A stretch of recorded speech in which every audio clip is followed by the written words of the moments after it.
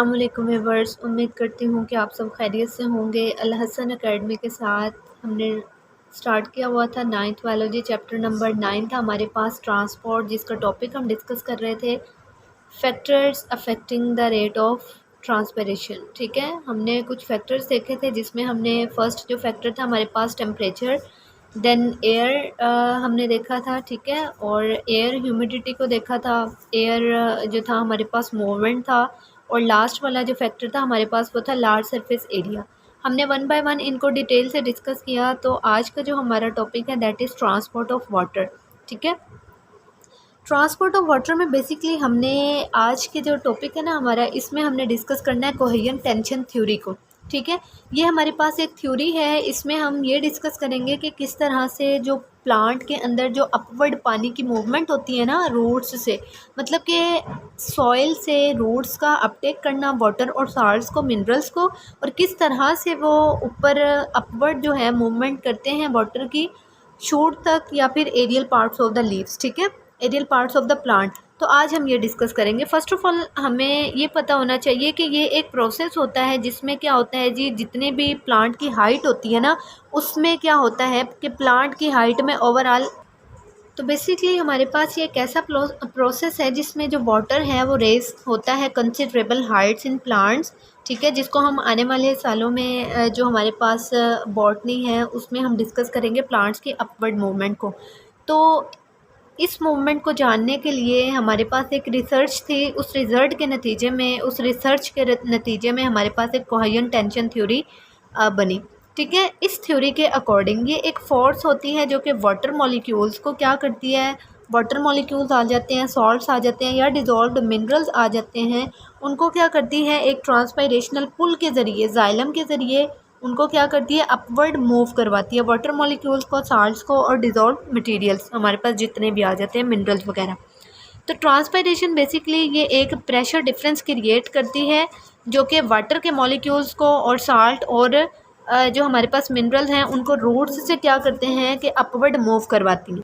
तो फर्स्ट जो पैराग्राफ था इसमें आप ये पॉइंट दे सकते हैं कि movement of water in plants. ठीक है, सेकंड जो पैराग्राफ है उसमें आप कोहेजन टेंशन थ्योरी का जो है पॉइंट बना सकते हैं। ये एक ऐसा प्रोसेस होता है, वही कोहेजन टेंशन थ्योरी के अकॉर्डिंग ये एक ऐसा प्रोसेस है जिसमें एक फोर्स के ज़रिए जो वाटर मॉलिक्यूल्स हैं, डिज़ोल्व्ड मिनरल्स हैं और सॉल्ट वगैरह हैं, उनको अपवर्ड मूव करवाया जाता है जाइलम के ज़रिए, और इसको हमने ट्रांसपायरेशनल पुल का नाम दिया। ठीक है, तो ट्रांसपायरेशन बेसिकली एक प्रेशर डिफरेंस क्रिएट करता है जिसकी वजह से क्या होता है कि जी वाटर जो है वो जाइलम के ज़रिए रूट्स से अपवर्ड मूव होता है from aerial parts of the plant. Third वाला जो पैराग्राफ है इसको आप नाम दे लें मैकेनिज़्म। इसमें हम इसका पूरा प्रोसेस पढ़ेंगे, मैकेनिज़्म पढ़ेंगे। तो बेसिकली जब हमारे पास एक लीफ के अंदर से वाटर लॉस होता है, मतलब कि लीफ जब अपना वाटर ट्रांसपायर करता है, तो आप लोगों को मैंने पहले भी बताया था कि प्लांट जो है उसके अंदर लीव्स होते हैं और लीव्स में मीज़ोफिल सेल्स होते हैं। कुछ लंबूतरे से सेल्स होते हैं, वो क्या करते हैं, वो प्लांट को या लीफ को लार्ज सरफेस एरिया प्रोवाइड करते हैं। और आप लोग जानते हैं कि जितना लार्ज सरफेस एरिया होगा वहाँ पे उतने ही स्ट्रोमेटा प्रेजेंट होंगे, और नंबर ऑफ़ स्ट्रोमेटा इंक्रीज होने की वजह से क्या होगा जी, इवेपोरेशन हमारे पास ज़्यादा होगी। ठीक है, तो लार्ज सरफेस एरिया प्रोवाइड करते हैं मेसोफिल सेल्स। अब यहाँ पे मैं आप लोगों को ये बता दूं जो हमारा मेन टॉपिक है that is cohesion and tension theory. ठीक है, कोहेजन और एडहेजन में आपको फ़र्क नज़र आना चाहिए, आपको पता होना चाहिए। तो मैं आप लोगों को ये बता दूं कि जब वाटर मॉलिक्यूल आपस में अटैच होते हैं, एक दूसरे के साथ वाटर मॉलिक्यूल की अटैचमेंट होती है, उसको हम कहते हैं कोहेजन। मतलब कि कोहेजन हो जाना, एक दूसरे के साथ अटैच हो जाना किसी दो सेम चीज़ों का आपस में। तो वाटर मॉलिक्यूल और वाटर मॉलिक्यूल जब आपस में एक दूसरे के साथ अटैच होंगे तो इस प्रोसेस को हम कहते हैं कोहेजन। जबकि जब वाटर मॉलिक्यूल जाइलम की वॉल के साथ अटैच होंगे, ठीक है, तो जो अटैचमेंट होती है ना जाइलम की वॉल के साथ वाटर मॉलिक्यूल की, उसको हम कहेंगे एडहेजन। ठीक है, मतलब कि एडहेजन हो जाना, चिपक जाना। तो ये था हमारे पास कोहेजन और एडहेजन में डिफरेंस। तो मैकेनिज़्म की तरफ देखें तो हमने कहा था कि जब एक लीफ जो है वो ट्रांसपायर करता है अपना वाटर, मतलब कि अपना वाटर लॉस करता है, तो जाहिर सी बात है मेसोफिल सेल्स के अंदर वाटर प्रेजेंट होता है, तो वहाँ पे क्या होगा जी, वाटर की कंसनट्रेशन जो है वो ड्रॉप हो जाएगी, रिड्यूस हो जाएगी, कम हो जाएगी। इस मेसोफिल सेल्स के अंदर जब वाटर की कंसंट्रेशन कम होती है तो इसी ड्रॉप की वजह से जो वाटर है ना वो मूव कर जाता है ऑस्मोसिस के ज़रिए जाइलम सेल से दोबारा से लीफ के मेसोफिल सेल्स की तरफ। क्योंकि मेसोफिल सेल्स में वाटर की जो कंसनट्रेशन है वो कम हो जाती है और इसी वजह से जाइलम टिश्यूज़ के ज़रिए ऑस्मोसिस के प्रोसेस के ज़रिए क्या होता है, हमारे पास जो वाटर है वो जाइलम से दोबारा से मेसोफिल सेल्स की तरफ मूव कर जाता है। जब एक वाटर का मॉलिक्यूल इस तरह से मूव करता है ना जाइलम के ज़रिए एक लीव में, तो वो क्या करता है, एक पुलिंग फोर्स या फिर एक पुलिंग प्रेशर क्रिएट करता है, ठीक है। और जो एक जब वाटर मॉलिक्यूल, जाहिर सी बात है कि जब वो मूव करेगा तो उसकी वजह से जो बाकी के वाटर मॉलिक्यूल्स हैं उनको एक रास्ता मिल जाएगा, एक रूट मिल जाएगा, ठीक है। तो इस तरह से ये कंटिन्यू रखता है all the way to root, मतलब आने वाले वाटर मॉलिक्यूल्स को एक रास्ता दे देता है। तो ये जो पुलिंग फोर्स होती है ये क्रिएट करती है ट्रांसपायरेशन, और इसी ट्रांसपायरेशन ऑफ वाटर और इसी ट्रांसपायरेशन ऑफ वाटर को हम ट्रांसपायरेशनल पुल का नाम देते हैं, ठीक है।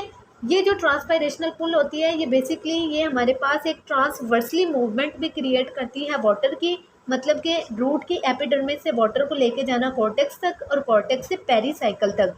तो हमारे पास डिफरेंट रीजंस हैं जिसकी वजह से ट्रांसपायरेशन जो है वो क्रिएट होता है। पहली जो रीज़न है हमारे पास, ये भी शॉर्ट क्वेश्चन आ सकता है कि रीजंस ऑफ ट्रांसपायरेशनल पुल के, बेसिकली ट्रांसपायरेशनल पुल को क्रिएट करने की जो मेन वजूहत है वो कौन कौन सी हैं। तो पहली जो वजूहत है, पहली जो वजह है वो ये है कि water is held in a tube, मतलब कि xylem that has smaller diameter. पहली बात तो ये है कि जो जाइलम और फ्लोएम टिश्यूज़ होते हैं ना, इनका जो डायामीटर होता है ना, मतलब कि इनकी जो विड्थ होती है, चौड़ाई होती है, वो बहुत कम होती है, ठीक है। तो वो वाली ट्यूब, जाइलम ट्यूब जिसका डायामीटर बहुत कम है, वो वाटर को भी कम लेके जाएगी। सेकंड पॉइंट है water molecules adhere to the wall of xylem tube. ये वही बात आ गई एडहेजन और कोहेजन की, जो मैं आपको पहले बता चुकी हूँ कि वाटर मॉलिक्यूल अगर जाइलम की वॉल के साथ अटैच है तो इस प्रोसेस को हम कहेंगे एडहेजन, जबकि वाटर मॉलिक्यूल अगर एक दूसरे के साथ ही अटैच हो रहे हैं तो उनको हम कहेंगे कोहेजन, ठीक है। ये अट्रैक्शंस, मतलब कि एडहेजन और कोहेजन की अट्रैक्शन, ये ओवरऑल जो अट्रैक्शन है हमारे पास दोनों को मिला के ये एक टेंशन क्रिएट करती है वाटर मॉलिक्यूल्स के दरमियान, और यही टेंशन जो है हमारे पास वाटर के कॉलम बना लेती है। मतलब कि यहाँ पे देखें, एक वाटर का मॉलिक्यूल दूसरे वाटर के मॉलिक्यूल के साथ मिलके ये एक हमारे पास कॉलम बना लेते हैं, ठीक है, कॉलम, ठीक।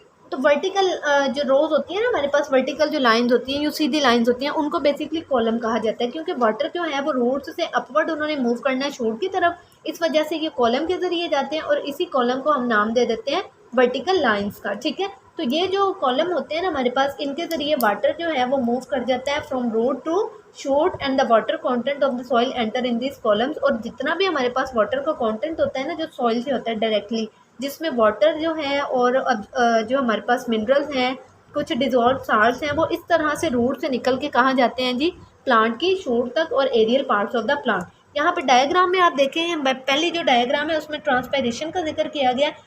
फर्स्ट पे ये पहले भी हमने डायग्राम डिस्कस की थी जिसमें उन्होंने लोअर एपिडर्मिस और जो थी अपर एपिडर्मिस ये वाली, लोअर एपिडर्मिस ये वाली, और ये जो दरमियान में लंबूतरे से सेल है हमारे पास लॉन्ग सेल्स, इनको हमने मेसोफिल सेल्स का नाम दिया था।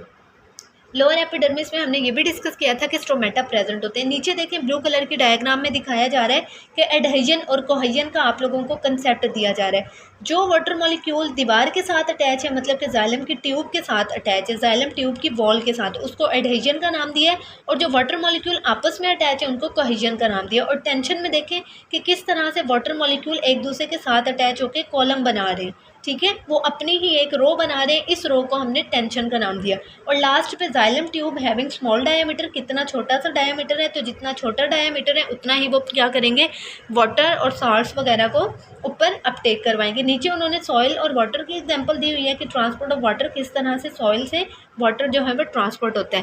तो डियर स्टूडेंट्स, ये था हमारा आज का टॉपिक। आई होप सो कि आप लोगों को बहुत अच्छे से क्लियर हुआ होगा। आप लोग वीडियो को कंप्लीट देखा करें। I need your support and दुआओं में याद रखिएगा। तब तक के लिए अपना बहुत सारा ख्याल रखिएगा। मिलते हैं हम अपनी नेक्स्ट वीडियो के साथ। फ़ी अमानिल्लाह, अल्लाह हाफिज़।